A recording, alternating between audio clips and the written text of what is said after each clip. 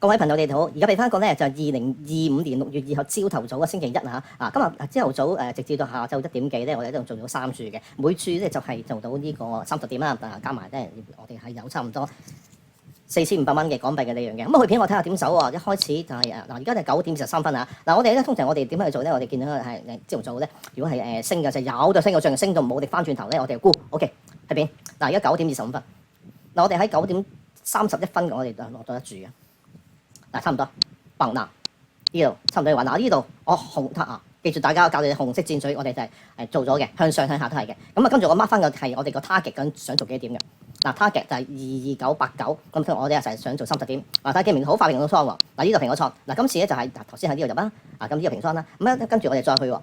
嗱咁跟住我哋第二注咧就去到9點49分，我哋較快少少啊，較快少少。嗱，翻頭先翻轉頭先。嗱第二個咧，但係我見到差唔多見底咧，就呢度我哋入咗一注。但係當然我哋唔係未到去最底啊，但係呢注咧通常咧何龍老師計算到咧呢嘢好快就會即日咧就會翻轉頭嘅。咁我哋呢度就 hold 住先。咁啊睇下下一注係點喎？下一注我哋10點12分又再入，較快少少。差唔多呢個時間，差唔多4個上。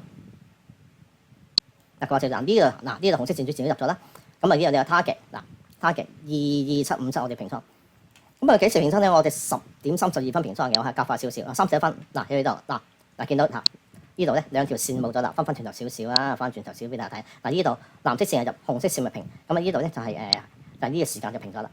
OK， 去到呢度，咁剩翻一注啊，幾時咧就去翻下晝開市嗰陣時咧，頭先呢個我呢一個下晝開市就平咗，咁啊我睇下去翻下晝1點喎。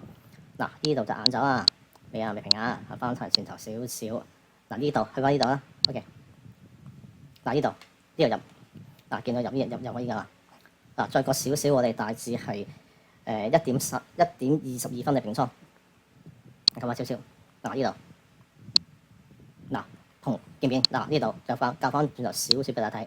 嗱呢度去翻呢度入市位，嗱再過得少少，我哋咧就嗱你見咧13點21分 ，OK。